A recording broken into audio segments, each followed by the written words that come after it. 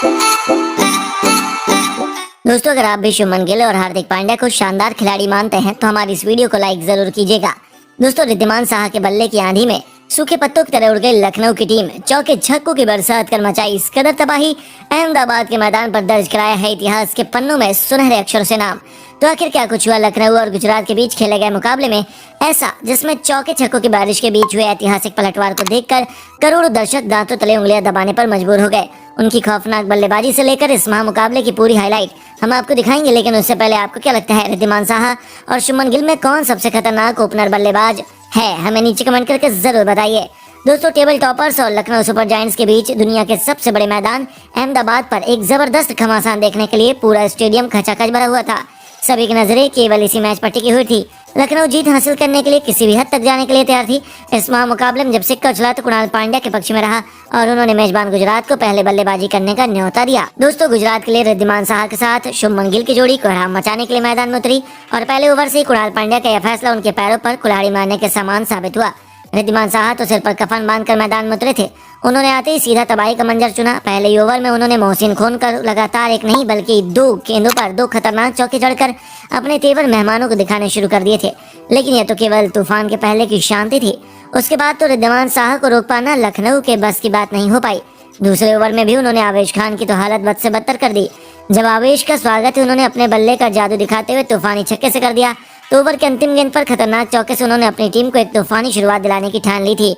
जहां एक तरफ से शुभमन गिल लखनऊ के लिए मुसीबत बनने की सोच पर आए थे, तो वहीं लखनऊ के लिए आउट ऑफ सिलेबस क्वेश्चन बनकर रिद्धिमान साहा मैदान में उतर गए। वह किसी भी बल्लेबाज पर कोई भी रहम नहीं करने वाले थे।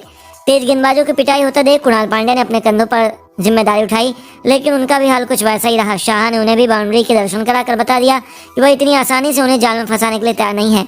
हालांकि इस ओवर में कुणाल ने रनों में थोड़ी लगाम लगाई, लेकिन यह उनकी बहुत बड़ी गलती साबित हुई, क्योंकि कुणाल का बदला रिद्धिमान साहा ने अगले ओवर में इस कदर लिया कि लखनऊ के खिलाड़ियों के साथ साथ उनके करोड़ों फैंस की भी रूह कांप उठी। जी हां दोस्तों, रिद्धिमान साहा तो गेंदबाजों का करियर तबाह करने के इरादे से मैदान में उतरे थे और इस बार उनके शिकार बने मोहसिन खान। इस युवा खिलाड़ी का स्वागत है रिद्धिमान साहा ने तूफानी छक्के से किया था। उनके इस अद्भुत छक्के को देखकर पूरे स्टेडियम में जोश की नई लहर दौड़ गई, लेकिन यह तो केवल नमूना मात्र था। इस ओवर में उन्होंने मोहसिन खान की धज्जियां उड़ाते हुए दो खतरनाक छक्कों के साथ दो खतरनाक चौके जड़कर लखनऊ के पैरों की जमीन खिसका दी थी। गुजरात के फैंस की खुशियों का ठिकाना नहीं था, क्योंकि रिद्धिमान साहा कहर बनकर टूट पड़े थे। इस ओवर में उन्होंने कुल 22 रन बटोरकर 4 ओवरों में ही गुजरात को तूफानी रफ्तार से 50 रनों पर पहुंचा दिया था। दोस्तों, रिद्धिमान साहा रुकने का नाम नहीं ले रहे थे और उन्हें रोक पाना भी लखनऊ के बस की बात नहीं हो रही थी। सामने कोई भी गेंदबाज आता वह उसे सीधा छक्के के लिए भेज देते थे। यहाँ तक कि दूसरे छोर पर खड़े शुभमन गिल भी इस तूफान की बल्लेबाजी से आनंद उठा रहे थे, लेकिन ज्यादा देर तक वह भी नहीं रुके। 5 ओवर लेकर आए कुणाल पांड्या को उनके सिर के ऊपर से तूफानी छक्का जड़कर उन्होंने भी अपना अंदाज बदलना शुरू कर दिया। अब तो दोनों तरफ से गेंदबाजों की पिटाई होने लगी थी।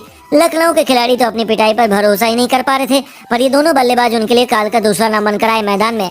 5 ओवरों में ही गुजरात की टीम रॉकेट की रफ्तार से 63 रनों तक पहुंच चुकी थी, लेकिन रिद्धिमान साहा को इतने में ही कहां संतोष था।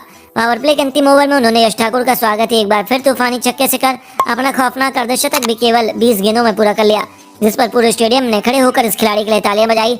तो फिर ओवर के अंतिम गेंद पर उन्होंने तूफानी छक्का जड़कर 6 ओवरों के पावर प्ले में अपनी टीम को 78 रनों तक पहुंचा दिया था। ऐसे तूफानी शुरुआत के बाद तो गुजरात के इस मुकाबले में जीत की उम्मीदें बहुत बढ़ चुकी थी।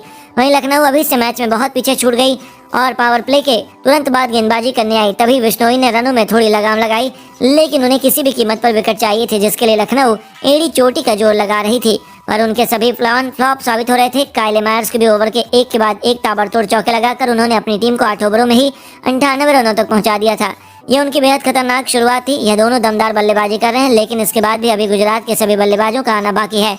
ऐसे में गुजरात बड़ी आसानी से 210 रनों के पार का स्कोर बनाकर लखनऊ को पहली पारी में ही मुकाबले में बाहर कर सकती है। वहीं दोस्तों, लखनऊ ने भी 200 रनों का लक्ष्य आसानी से चेस किया हुआ है। ऐसे में यह मुकाबला भी कांटे का टक्कर होने वाला है और हमें अंतिम गेंद तक मुकाबले का रिजल्ट नहीं मिल पाएगा। लेकिन दोस्तों, आपको क्या लगता है, लखनऊ क्या राहुल की अनुपस्थिति में प्लेऑफ में क्वालिफाई कर पाएगी? हमें नीचे कमेंट में बताएं और ऐसी शानदार खबरों के लिए हमारे चैनल को सब्सक्राइब करना ना भूलें। धन्यवाद।